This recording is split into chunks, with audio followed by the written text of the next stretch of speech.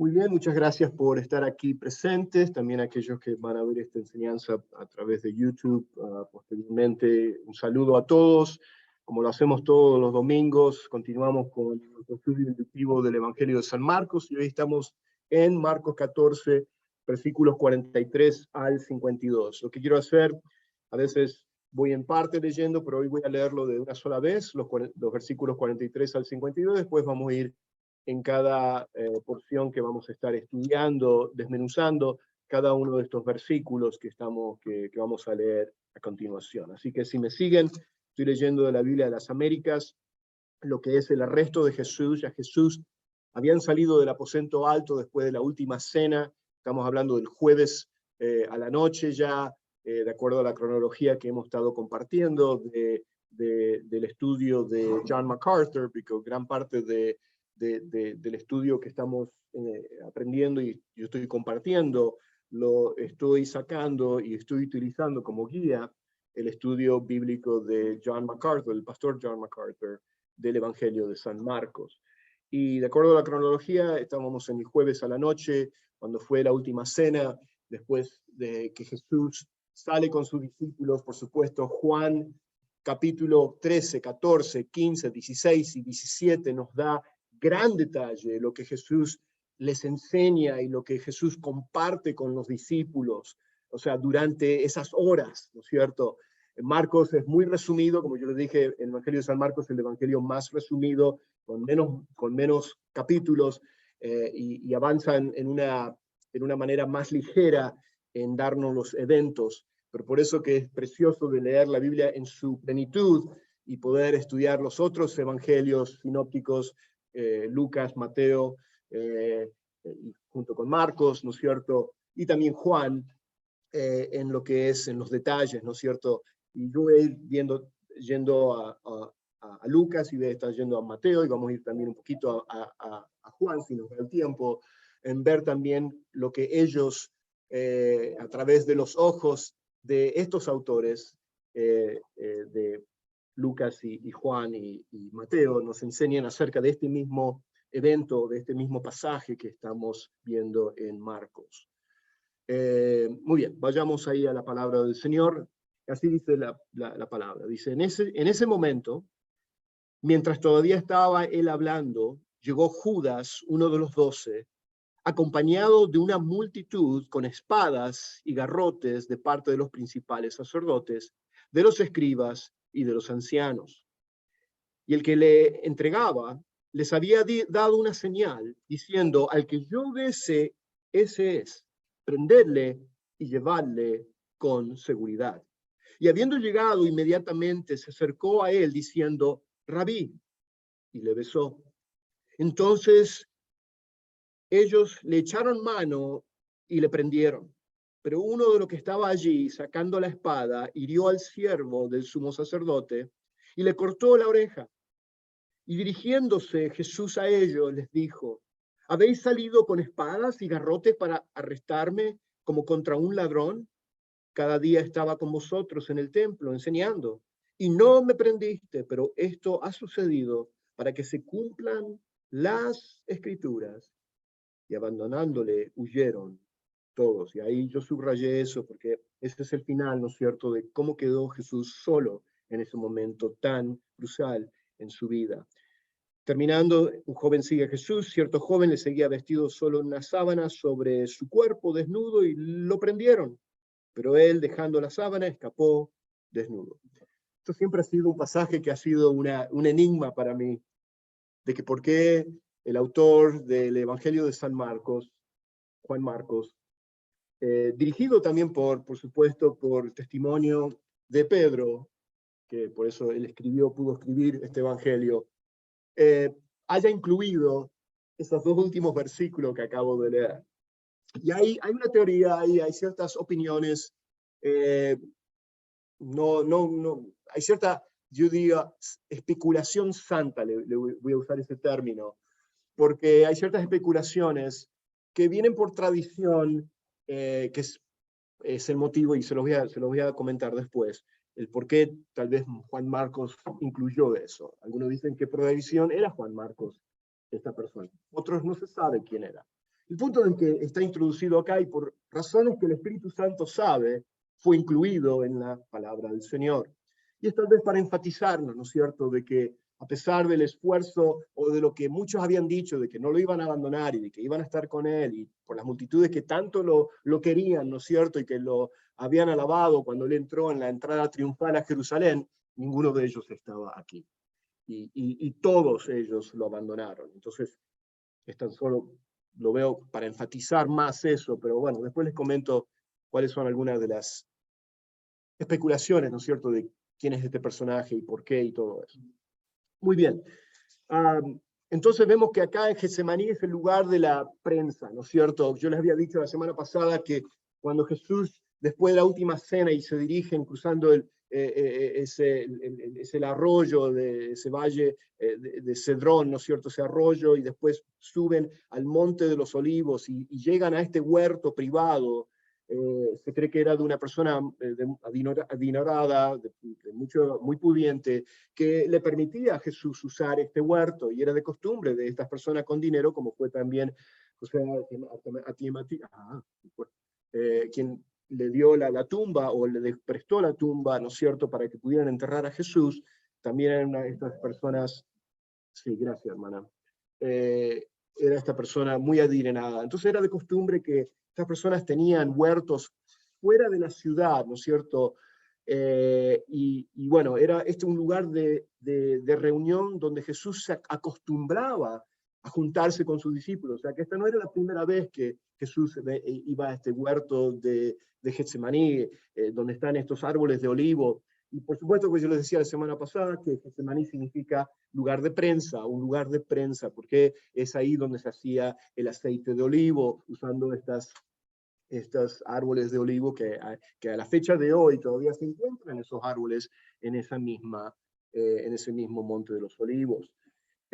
Y bueno, acá vemos que el Salvador pasó por la prensa de la tentación, lo que yo les hablaba la semana pasada, y de aceptar la copa de la ira de Dios como prensa. Y ahí vemos cómo el Salvador fue prensado en su dolor, al punto de que su dolor y era a tal punto de que él iba a cargar con los pecados del mundo, ¿no es cierto? En ese momento, en ese instante, dice que él sudaba y caían, salían de su rostro y caían como gotas de sangre, era el sudor del Salvador. Y eso lo habíamos explicado la semana pasada. Y entonces vemos que la tentación máxima que Jesús iba a pasar fue la que él pasó aquí en Getsemaní, aún mayor de la que él pasó cuando él había sido tentado al principio del ministerio, cuando lo vimos al principio del Evangelio de San Marcos, cuando él fue tentado en el desierto por Satanás. Pero acá vemos también, y creo que Lucas es el que nos dice que él fue ministrado también por ángeles. Es interesante de que sí, iba a decir algo. No, que lo mismo que nos dice en Marcos cuando él fue tentado en el desierto, que vemos también ahora que él fue ministrado por un ángel, aquí también en Getsemaní, para, o sea, levantarlo, animarlo, porque humanamente era imposible de que él pudiera llevar y cargar con los pecados de la humanidad, no solamente de que él iba a ser el culpable, de que él iba a ser nuestro sustituto, porque la ira de Dios, o sea, el juicio de Dios demandaba que la paga del pecado fuese muerte. Entonces tú y yo nunca íbamos a poder pagar esa deuda, que es una deuda eterna, porque Dios, siendo un ser eterno, necesitábamos un ser infinito, Dios encarnado, para pagar infinitamente y para siempre nuestros pecados. O sea, eso es importante de entender, porque entonces empezamos a comprender el por qué Dios se tuvo que hacer hombre, porque no había otro que podía salvar. Solamente Dios nos podía salvar. Entonces todas las falsas religiones, o aquellos que dicen que Jesús no se encarnó, o que Dios no se hizo hombre, o que dicen que Jesús fue un ser creado, fue el arcángel Miguel exaltado, y todas esas falsas enseñanzas, o sea, no concuerdan, o sea, con lo que la Biblia nos enseña y nos revelan de que solamente Dios podía salvarnos. Muy bien. Entonces todo esto está ocurriendo en Getsemaní, en esa hora de la agonía de Jesús, y él ora 3 veces, ¿no es cierto? Y en esa oración, ¿se acuerdan que yo había explicado la semana pasada qué ocurre? Él pide al Padre de que si hay otra manera, o sea, no es que Jesús está rehusando o diciendo a ver si me puedo esquivar, ¿no es cierto? Así no tengo que ir a morir, ¿no es cierto? Sino lo que Él está pidiendo y preguntándole al Padre de que si había otra manera de poder redimir los pecados de la humanidad. Y por supuesto la respuesta del Padre en esa ocasión en Getsemaní, de que no había otra manera de cargar con el juicio de Dios. Por eso que Él dice que Él habla de esta copa, y la copa es siempre un símbolo de juicio. Lo vemos también en Apocalipsis, que habla de las copas, ¿no es cierto?, que van a ser vertidas, como el juicio que viene sobre la humanidad en los últimos tiempos. Y bueno, todo eso, ¿no es cierto?, apunta de que el dolor y la agonía de Jesús que Él estaba padeciendo en Getsemaní era, número uno, habíamos explicado, de que era por la separación que iba a tener la segunda persona de la Trinidad con su Padre. O sea, algo que nunca había ocurrido en la eternidad pasada. O sea, de que la segunda persona de la Trinidad iba a cargar con la culpa de aquellos que fueron culpables y que son culpables. Pero ahí viene la gran sustitución, porque no hay otra manera. Él tomó tu lugar y mi lugar. Entonces, como yo les explicaba, es el gran intercambio, ¿no es cierto?, donde mis pecados fueron llevados sobre Él, fueron puestos sobre Él, y la justicia, la vida perfecta que Cristo vivió, fue imputada a nuestro favor. Por medio de la fe en Cristo Jesús. Por eso que somos ahora justicia de Dios en Cristo.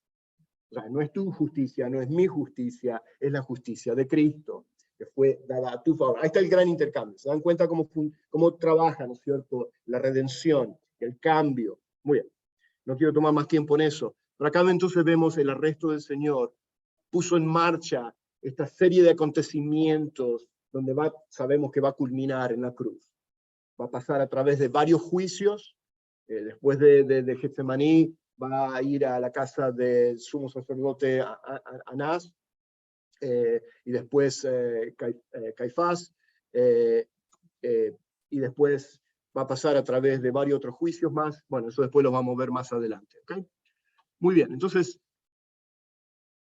tan solo para mencionarles donde Hebreos 5, 7 y 8 nos menciona acerca de la agonía de Jesús. El autor de Hebreos nos dice y nos describe esa agonía cuando él dice, y Cristo en los días de su carne, hablando de su encarnación, cuando él se hizo hombre, dice, ofreciendo ruegos y súplicas con gran clamor y lágrimas al que lo podía librar de la muerte, hablando de su Padre Celestial, fue oído a causa de su temor reverente.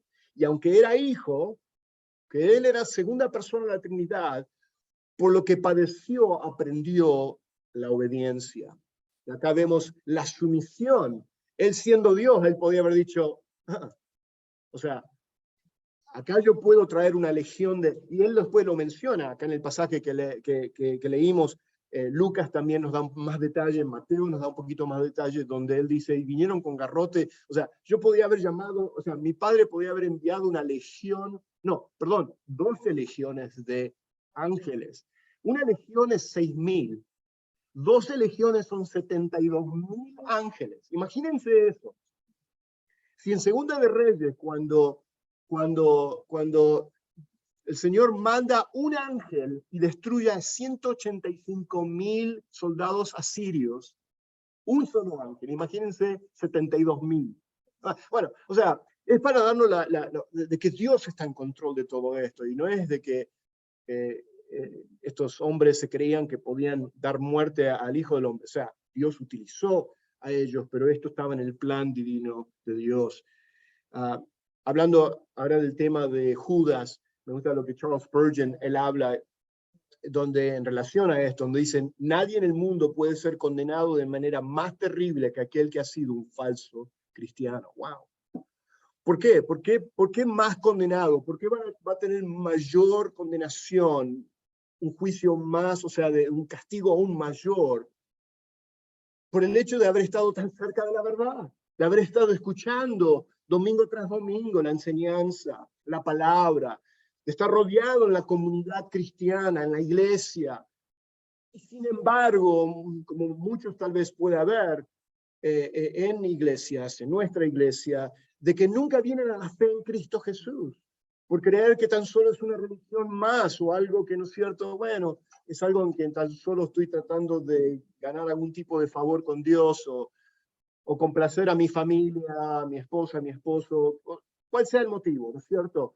Pero lo triste de todo eso, o que aparentan ser cristianos y no lo son, ¿no es cierto? Boca de labios para afuera y no realmente una verdadera convicción, ¿no es cierto?, de haber venido a arrepentimiento y a la fe en Cristo. La salvación. Correcto, y nunca creerla. O sea, no hay una fórmula mágica para ser salvo. Por eso que la salvación no es el hecho de repite esta oración y vas a ser salvo. O sea, eso no existe en la Biblia, ese tipo de... Yo sé que muchos utilizan ese tipo, repite esa oración.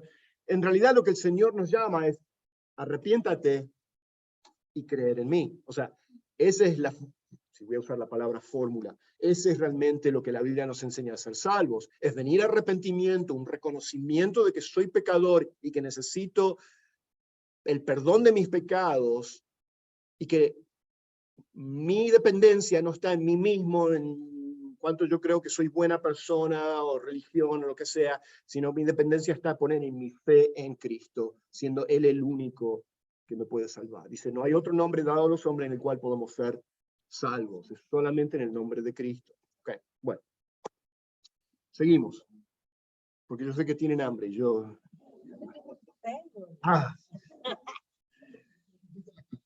multitud hostil, ok, acá vemos la multitud que viene a apresar, a llevarse a Jesús. Dice, como nos dice acá el pasaje que acabo de leer, en lo que es en la versión Reina Valera, dice, luego hablando él aún, cuando él todavía estaba con sus discípulos en el jardín Getsemaní, después de la oración, y que les dice, no podéis velar ni siquiera una sola hora, ¿no es cierto? Y por supuesto, los exhorta con amor, ¿no es cierto?, en esas últimas horas, a de que ellos busquen al Señor. Y ahí vimos, volviendo a la semana pasada, de que realmente la única manera que nosotros podemos vencer la tentación es en nuestra total dependencia en nuestra relación con el Señor, sabiendo que Él es el único quien puede darnos el poder a través de su Santo Espíritu, y es a través del vehículo de esta, le llamo los medios de la gracia, usemos esa palabra, medios de la gracia, que es la oración.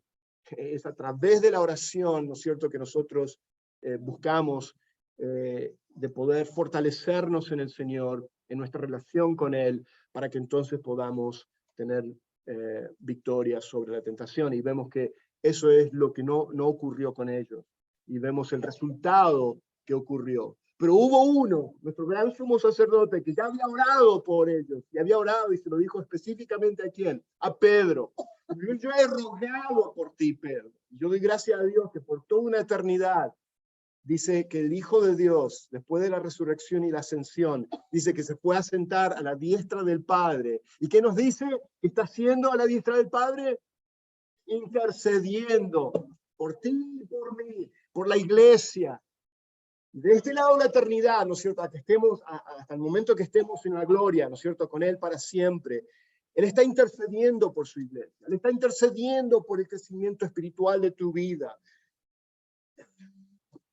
Bueno, entonces llegamos aquí. Entonces la gente dice, vienen estos, vino Judas, que era uno de los 12, dice. Y es muy interesante porque cada uno de los evangelios lo pone como uno de los 12. Y es interesante ver eso porque es como que ellos no lo pueden creer, o sea, los mismos evangelios, es como diciéndonos, y este era uno de los 12 del grupo más íntimo, ¿no es cierto?, que rodeó a Jesús durante esos 3 años del ministerio. Porque cada uno dice, y era uno de los 12. O sea, ¿por qué enfatizan eso, de que era uno de los 12? Porque es para hacernos saber de que, este Judas estuvo ahí, y el hecho de que él lo traicionó, y la hipocresía, ¿no es cierto?, y de cómo él pudo ocultar de una manera tan sagaz, ¿no es cierto?, no a Jesús, porque Jesús sabía, pero al resto de ellos, porque ninguno de ellos sospechó hasta este momento de que fue Judas. Fue hasta ahora, en este momento, que se dieron cuenta.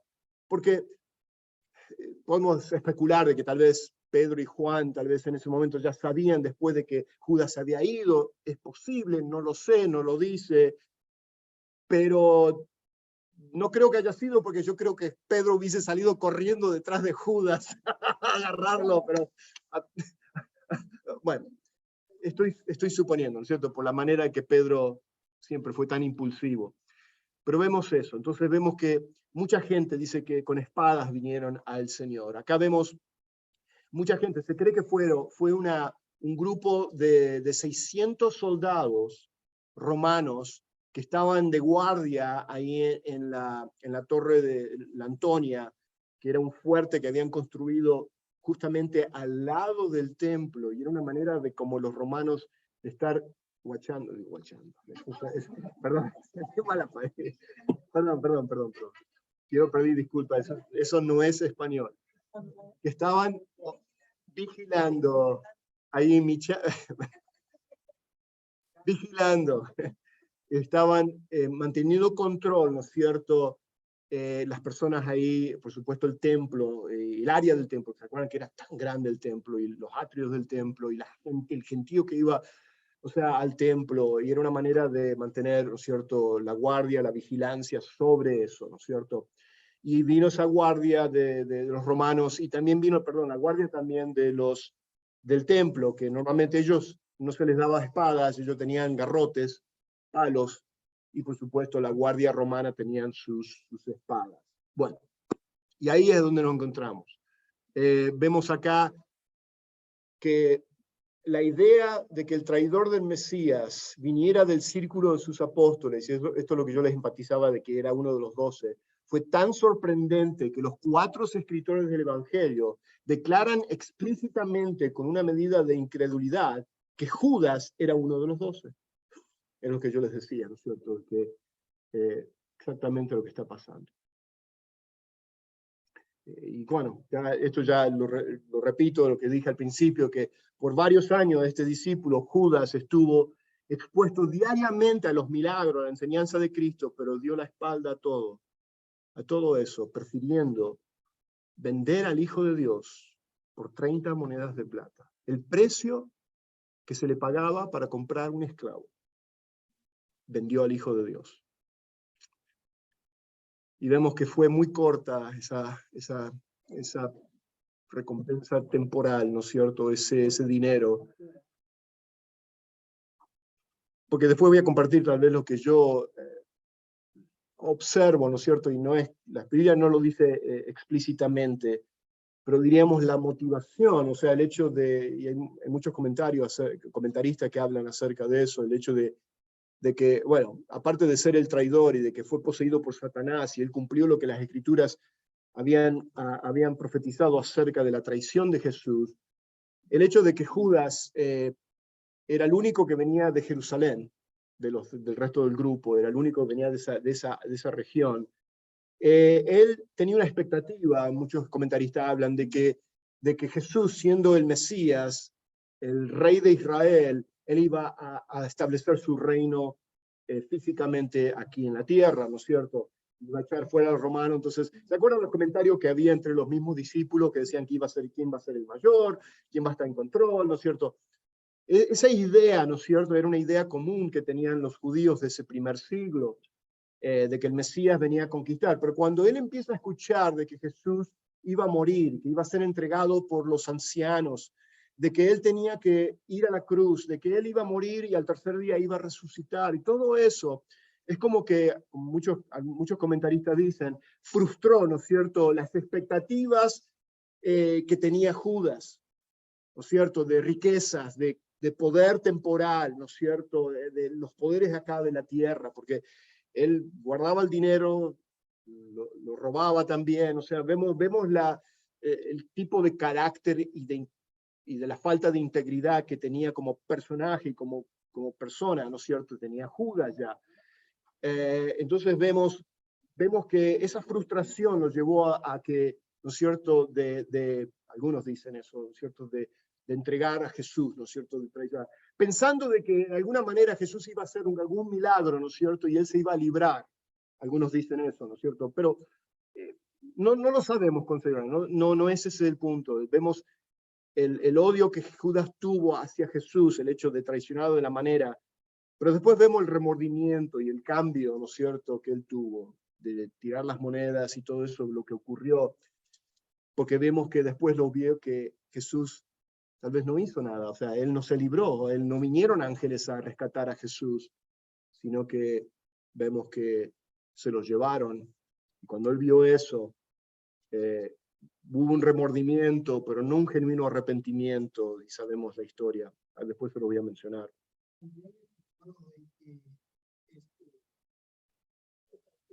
Donde dice, uno primero mira a Jesús como un Mesías y después lo mira como un falso Mesías.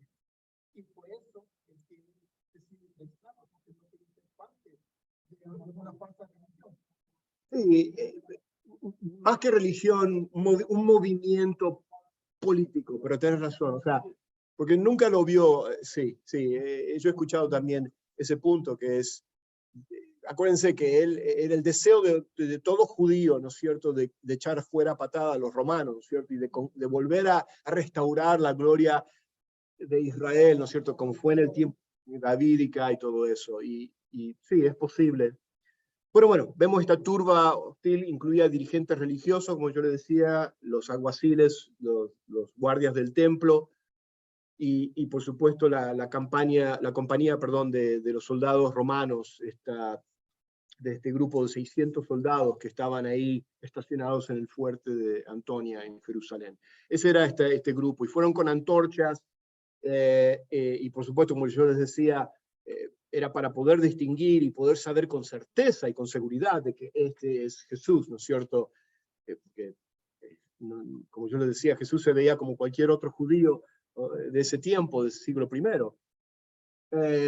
Entonces es interesante de ver todo esto que está ocurriendo en este momento. Ahora, es importante de ver de que Judas no sabía con exactitud dónde se encontraba Jesús.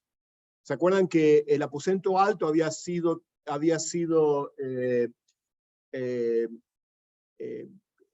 era secreto, ¿no es cierto? Solamente un lugar secreto, solamente 3 de los discípulos sabían dónde iba a ser, y por supuesto fue donde algunos dicen la tradición fue en la casa de Juan Marcos, de la madre de Juan Marcos, los padres, perdón, de Juan Marcos. Entonces fue ahí donde fue el aposento alto, donde fue la última cena. Entonces Judas, por supuesto, no tuvo tiempo de decirle porque ya se había juntado antes de salir. Entonces cuando ya Judas está en la última cena, en el aposento alto, y él se va a buscar, ¿no es cierto?, los guardias y los soldados y todo eso, ya Jesús se había ido y se dirigieron hacia Getsemaní. Entonces, acá viene parte de la especulación, de lo que se cree, ¿no es cierto?, de que primeramente tal vez fue Judas y los soldados fueron primeramente al aposento alto. Y, por supuesto, no lo encontraron ahí, después salieron y fueron hacia Getsemaní, sabiendo Judas que ese era otro lugar donde acostumbraba Jesús ir, especialmente al atardecer, al anochecer, a estar con sus discípulos ahí. Entonces de ahí viene, y ahí después yo hago la conexión, de ahí viene la conexión de Juan Marcos. Juan Marcos, siendo un adolescente en ese tiempo, era un muchachito bien joven, se cree que Juan Marcos vio a los soldados que vinieron a su casa, por eso que dice sale con una sábana, o sea, se cree durmiendo. Estoy diciendo, esto no está, no quiero aclarar, esto la Biblia no lo menciona, es tan solo es tradición y es lo que algunos especulan, de que es tal vez, por eso es la explicación de este muchachito que después, cuando lo ven, lo quieren agarrar, suelta su sábana y sale en calzoncillo, o sea, ropa interior, sí, sale corriendo y huyendo. Ropa interior, calzoncillos, bueno, no sé si, bueno, es lo mismo. Pero bueno, esa es esa especulación, ¿no es cierto?, de que tal vez Juan Marcos, siendo un adolescente, quería informar a Jesús, tal vez ese sea, ahí vemos otra especulación. No lo sabemos, el punto de que todos huyeron, escandalizados, atemorizados, salieron y huyeron. Pero bueno, seguimos. El traidor hipócrita. Acá vemos la hipocresía en la manera que él lo traiciona. Y dice, y el que lo entregaba, hablando de Judas, les había dado señal diciendo al que yo besare, ese es prenderle, llevarle con seguridad. ¿Y por qué con seguridad? Porque había un temor. ¿Y por qué fueron tanta gente también? O sea, ¿por qué fueron 600 soldados? Si solamente había un grupo de 11 ahí en el... Era por el temor de las multitudes. Se pensaban que iba a haber una revolución. Por eso que los ancianos, los fariseos, los saduceos, el sumo sacerdote mismo, no lo apresaron en el templo durante el día. Estaba hablando del día miércoles, el día anterior. Sí, o el jueves a la mañana, ¿no es cierto? No lo apresaron en ese día ¿por qué? Porque estaba rodeado con las multitudes que las multitudes lo querían a Jesús, ¿no es cierto? Seguían a Jesús. La Pascua. Correcto. Entonces vemos eso, ¿no es cierto? Vemos que, como yo decía, en la humillación de la encarnación Jesús se parecía y se vestía como cualquier otro judío del siglo I. Nada de un aspecto físico que lo distinguía como divino, ¿no es cierto? Como yo les decía, no tenía una aureola ahí que brillaba en ese momento, en todo momento, como lo vemos en... Pero, por supuesto, como yo les dije, solamente en la ocasión que fue en el Monte de la Transfiguración, que lo vemos a Jesús transformarse en su gloria, ¿no es cierto? En su divinidad, en su gloria, ¿no es cierto? Esplendor. No flotaba en el aire tampoco. Pero sí caminó sobre el agua, ¿no es cierto? Pero bueno, a ese punto, ¿no es cierto?, de su aspecto físico, y por eso que tenía que distinguirse en una manera muy especial y asegurarse, ¿no es cierto?, de que ese era al que iban a apresar. No querían apresar a uno que no era, ¿no es cierto? Y después, por supuesto, Jesús seguía y continuaba, ¿no es cierto?, ocasionando este problema a los ancianos, ¿no es cierto? Porque primeramente lo odiaban porque él había expuesto la hipocresía del sistema falso religioso que estos fariseos habían enseñado a Israel, una religión de obras, una salvación de obras. Entonces vemos que él expuso toda esa hipocresía, ¿no es cierto?, de ellos, y expuso la falsa enseñanza de ellos. Entonces ellos se vieron intimidados y ¿no es cierto?, la reputación de ellos, su posición, ¿no es cierto?, delante del público, delante del pueblo, se veía retada, ¿no es cierto? Y bueno, y vemos que lo odiaron por eso, y por supuesto, y también lo odiaron porque él declaraba ser, ¿no es cierto? Y lo declararon decir que él estaba blasfemando porque él se hacía siendo hombre, ¿no es cierto? Él decía, tú te haces Dios siendo tan solo un mero hombre. Y ellos reconocieron y se dieron cuenta de que Jesús sí se había declarado como Dios encarnado, como el Mesías, como el Cristo. Y bueno, entonces vemos que el hecho de que Judas traicionara al Señor mediante una acción que normalmente estaba, fíjense esto, el beso normalmente en esa cultura, los hombres se besaban en la mejilla, o lo besaban en la mano, o besaban los pies. Los siervos normalmente besaban los pies de sus amos. Otros que mantenían respeto besaban las manos de la persona, ¿no es cierto?, que daban ese respeto, expresaban esa devoción o ese respeto. Pero después estaba algo mucho más íntimo, que daba un afecto de entrañable amor y acercamiento, ¿no es cierto?, que era el de besar a un hombre en la mejilla.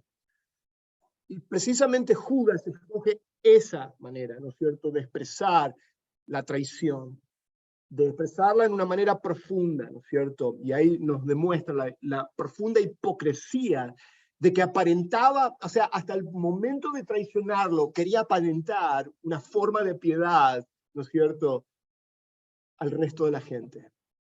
O sea, decir, bueno, yo lo amo, Jesús, pero lo estaba traicionando en ese momento. Ahí yo les dije, en el Oriente Medio el beso era una señal de respeto, afecto, homenaje, y Judas eligió besar a Jesús en la mejilla, un acto que simbolizaba una amistad íntima y un afecto mutuo. Interesante, o sea, interesante ver lo que él escoge, y eso es, por supuesto, es lo que lo hace tan horrible. Ahí lo pongo en la pantalla, dice en las notas, dice, la traición no fue el beso formal, del saludo respetuoso, sino un beso de amor, un beso de intimidad, de amistad íntima, y eso es la cosa más repulsiva y terrible que encontramos en los evangelios.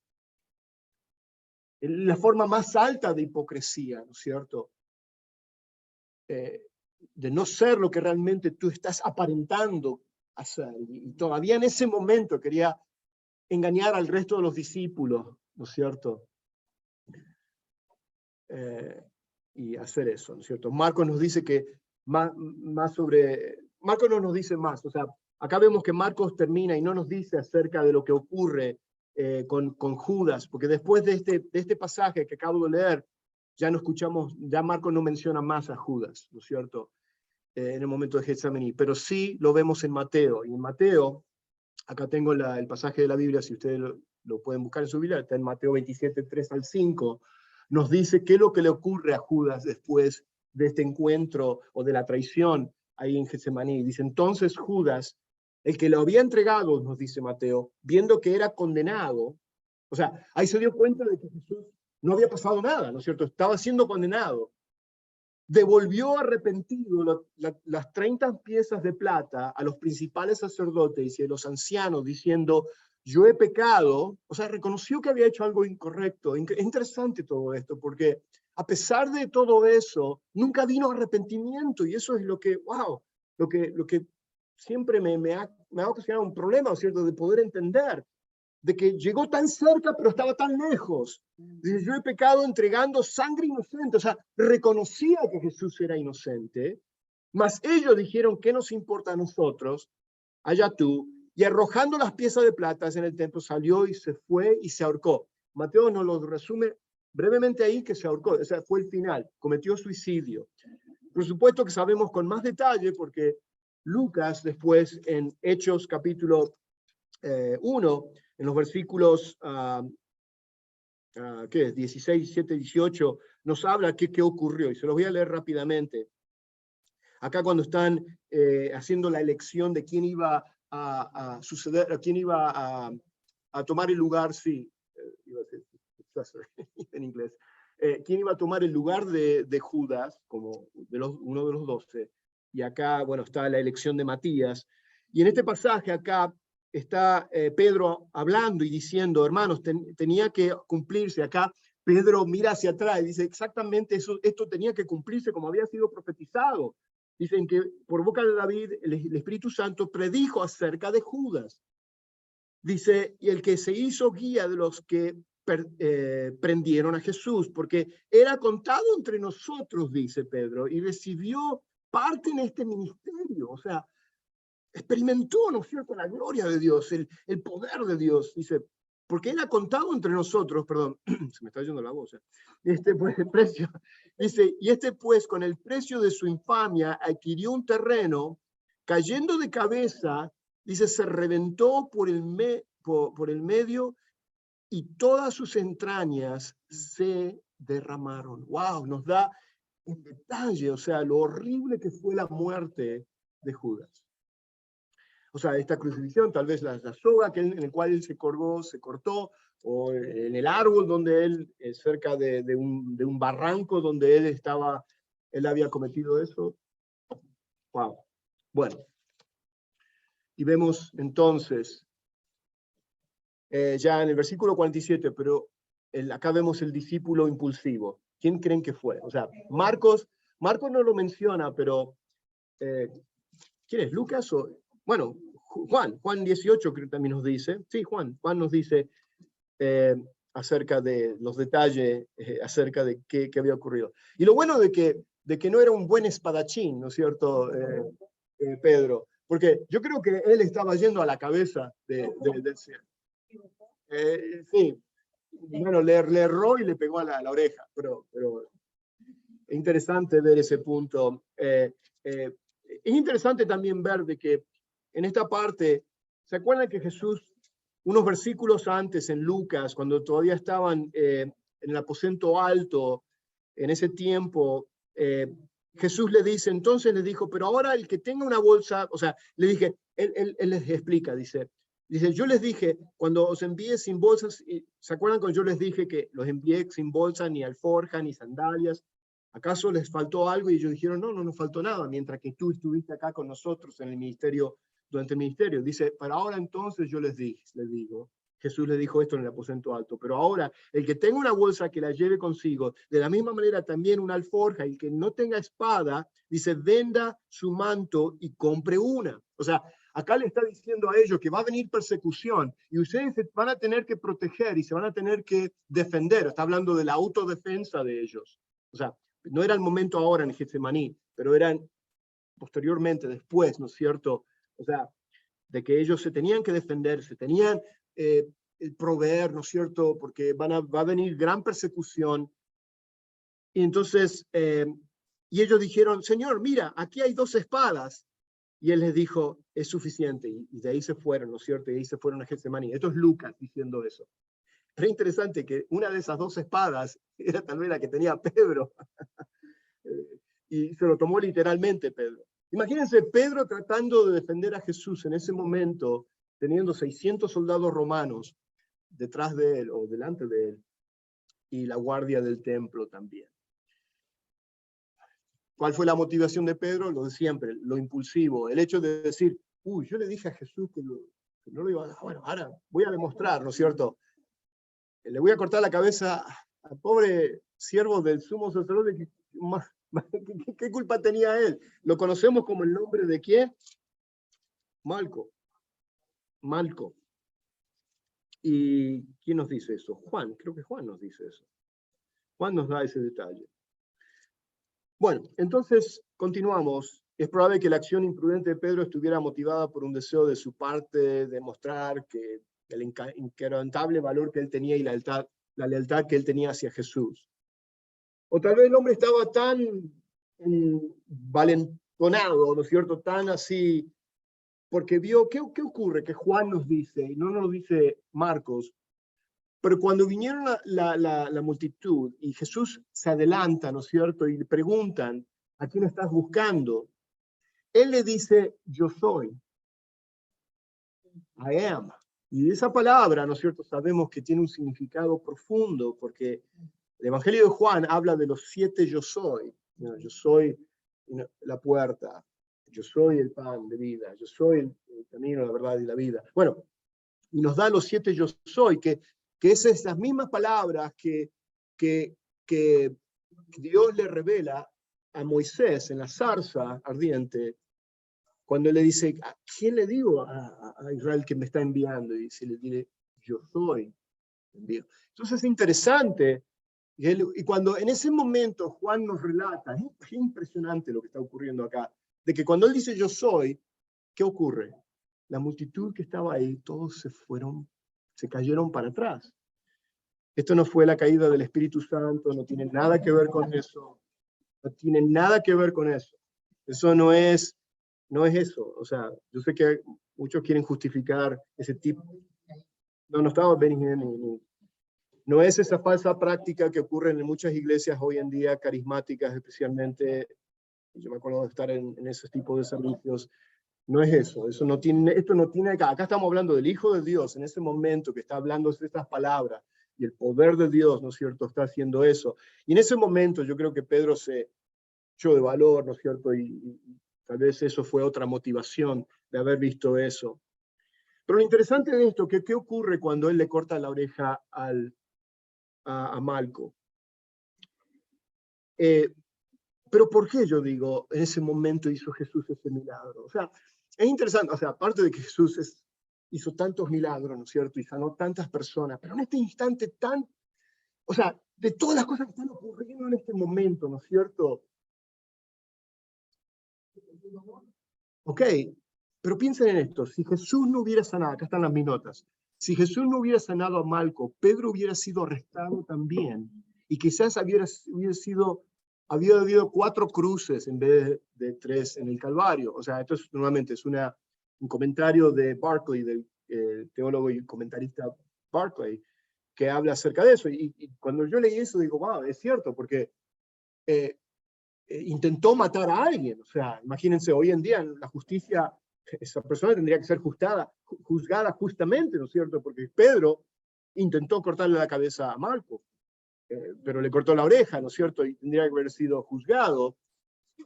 Pero en ese momento Jesús lo sana. Entonces es como que salvó la vida de Pedro, porque, por supuesto, casi Pedro echa a perder, ¿no es cierto?, el plan.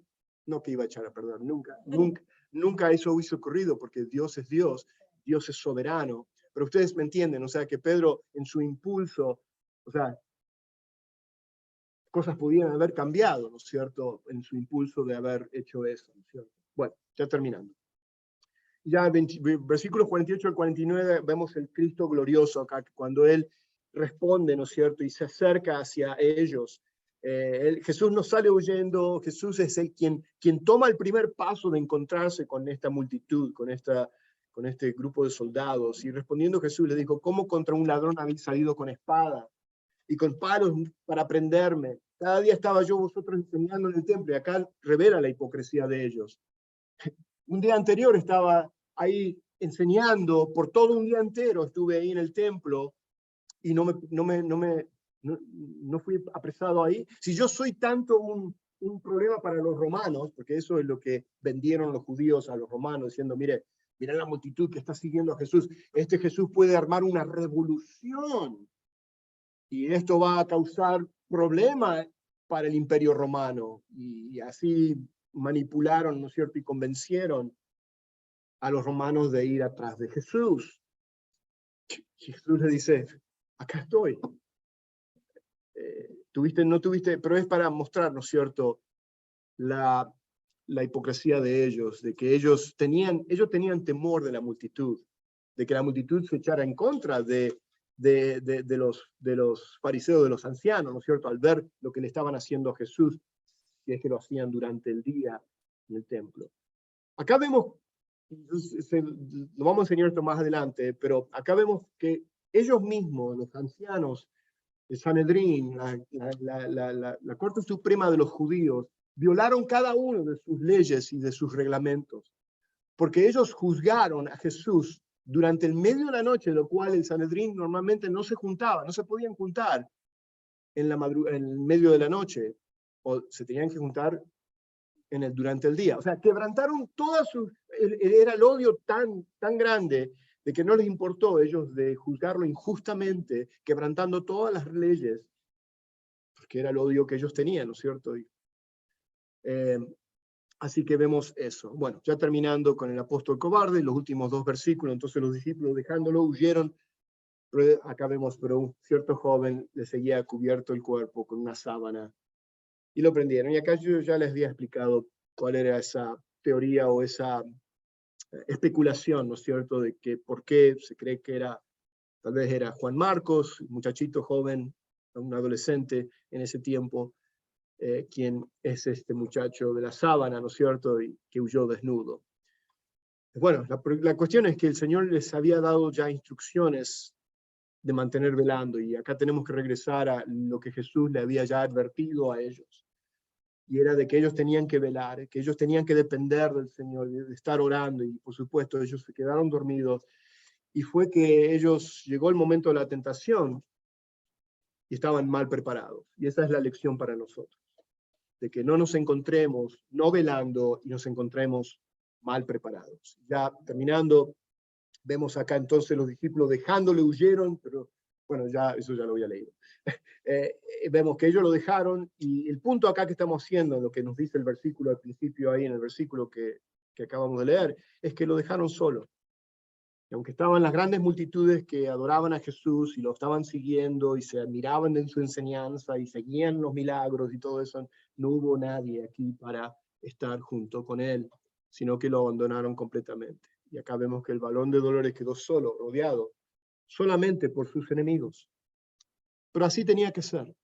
Así estaba profetizado. Y acá les dejo las 2 profecías, una de las 2 profecías del Antiguo Testamento que nos mencionan acerca del abandono y lo que tenía que acontecer. Y una de ellos está en Salmos 41:9. Dice aún, el hombre de mi paz, hablando de Judas, en quien yo confiaba, el que de mi pan comía, alzó contra mí el calcañar. Y después en el Salmo 55, otro salmo más, nos dice, porque no me afrentó un enemigo, lo cual había soportado, ni se alzó contra mí el que me aborrecía, porque me hubiera ocultado de él, sino tú, hombre al parecer íntimo mío, mi guía y mi familiar. O sea, Jesús lo tenía como parte de su familia. que juntos comunicábamos dulcemente los secretos en ese tiempo que Jesús hablaba con ellos. Y andábamos en amistad en la casa de Dios. Qué dolor tan grande, ¿no es cierto? Qué dolor tan grande. Y qué dolor grande, ¿no es cierto? Cuando alguien que, cuanto más confiamos en alguien, ¿no es cierto?, que nos traicione de esa manera. Y bueno, Jesús lo padeció, para que entonces nosotros podamos también soportar, perdonar a aquellos que también nos traicionan a nosotros. Y aprendemos del comportamiento de Jesús y lo que Jesús padeció. Bueno, semana que viene continuamos con el capítulo 14, así que, ¿por qué no oramos y ya terminamos? Y si tienen alguna pregunta, bueno, les doy unos 5 minutos para hacer preguntas, pero oremos y después de la oración podemos hacer preguntas y podemos ya compartir los alimentos que tenemos aquí adelante. Padre eterno, te damos gracias por tu palabra. Gracias, Señor, por mostrarnos tu verdad, Señor, y de poder vivirla, Señor, cada día, Señor. Gracias por mostrarnos, Señor, cuánto tú nos amaste y que estuviste dispuesto, Señor, a padecer esa agonía tan grande, ese dolor tan grande, Señor, en el jardín de Getsemaní, al punto, Señor, donde fuiste llevado preso, Señor, y fuiste sacrificado, Señor. Señor, al punto de que en unas semanas más estaremos ya viendo, Señor, de que tú fuiste a la muerte y muerte de cruz, Señor, para ser nuestro sustituto, para ser nuestro Salvador, para ser quien iba a pagar, Señor, la deuda más grande, Señor, que nunca nosotros íbamos a poder pagar, que eran, Señor, el perdón de nuestros pecados, Señor. Te alabamos y te exaltamos y por toda una eternidad estaremos agradecidos, Señor. Te damos gracias en el nombre de Jesús. Señor les bendiga y nos vemos la semana que viene.